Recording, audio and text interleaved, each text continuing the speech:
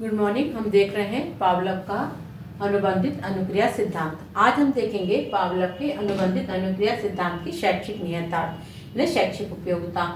तो इसमें क्या है, कुछ शिक्षा मनोवैज्ञानिकों की राय क्या है कि शास्त्रीय अनुबंधन का जो उपयोग है वो मतलब कक्षा की शिक्षा में उपयोग करना कठिन है। फिर भी इस सिद्धांत के द्वारा शिक्षक क्या कर सकता है, छात्रों में अच्छी आदतों का निर्माण कर सकता है और बुरी आदतों को दूर करने में इसका प्रयोग कर सकता है। तो इसके शैक्षिक उपयोग निम्न है। पहला है अच्छी अध्ययन आदतों का निर्माण, यानी इस सिद्धांत के द्वारा शिक्षक क्या कर सकता है, छात्रों में अच्छी अध्ययन आदतों का विकास कर सकता है और बुरी आदतों को दूर कर सकता है। तो पहला पॉइंट हम देखते हैं अच्छी अध्ययन आदतों का निर्माण। दूसरा है क्रियाशीलता को महत्व। तो क्या होता है, क्रियाशीलता को महत्व में क्या आएगा कि जब शिक्षण कार्य करने में यदि इस सिद्धांत के अनुसार शिक्षण कार्य करने में क्रियाशीलता को महत्व दिया जाता है, जिससे कि क्रियाशीलता को महत्व देने से जो अधिगम प्रक्रिया है वो सरल हो जाती है। तो इस प्रकार जो दूसरा बिंदु है वह क्रियाशीलता को महत्व। तीसरा हम देखते हैं सहसंबंध के सिद्धांत पर बल। सहसंबंध के सिद्धांत पर बल क्या होता है कि ये सिद्धांत जो है सहसंबंध के सिद्धांत पर बल देता है। तो इस सिद्धांत का उपयोग करते हुए शिक्षक क्या कर सकता है, जब बालकों को वो शिक्षा दे रहा हो तो इस सिद्धांत का, सहसंबंध के सिद्धांत का प्रयोग करते समय इसका लाभ शिक्षक उठा सकता है।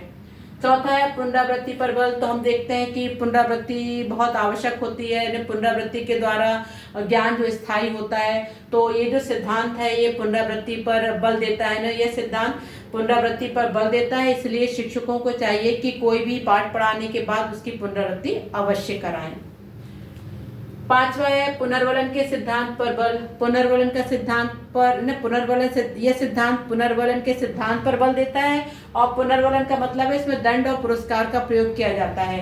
तो ये दंड और पुरस्कार विधि के उचित प्रयोग पर बल देता है। पुनर्वलन के अंतर्गत यह सिद्धांत दंड और पुरस्कार के उचित विधि पर बल देता है। मतलब कब हमें दंड देना है, कब हमें पुरस्कार देना है, कितना दंड देना है, कितने पुरस्कार देना है, ये सिद्धांत बताता है।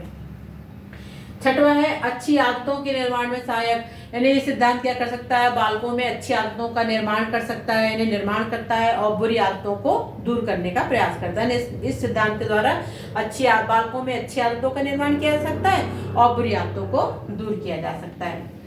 फिर ऐसे विषयों को आसानी से सिखाना। इस सिद्धांत के द्वारा ऐसे विषयों को आसानी से सिखाना जिसमें सोचने समझने की क्रिया नहीं होती, यानी इसमें सोचना नहीं है, समझना नहीं है, तो ऐसे विषयों को ये आसानी से सिखाता है, जैसे सुलेख एवं अक्षर विन्यास। फिर अगला है दृश्य श्रव्य सामग्री का प्रयोग। तो यह सिद्धांत क्या करता है, दृश्य श्रव्य सामग्री के प्रयोग पर बल देता है। तो जब दृश्य श्रव्य सामग्री का प्रयोग किया जाता है तो इससे सामान्यीकरण की प्रक्रिया बहुत आसानी से हो जाती है और जो मतलब सूक्ष्म प्रत्यय हैं वो भी आसानी से सीखी जा सकती है। फिर है मानसिक एवं संवेगात्मक रूप से अस्थिर बालकों का इलाज। मैंने ऐसे बालक जो मानसिक रूप से अक्षम है और संवेगात्मक रूप से अस्थिर है, ऐसे बालकों के लिए ये जो अनुबंधित अनुक्रिया सिद्धांत है बहुत महत्वपूर्ण होते हैं।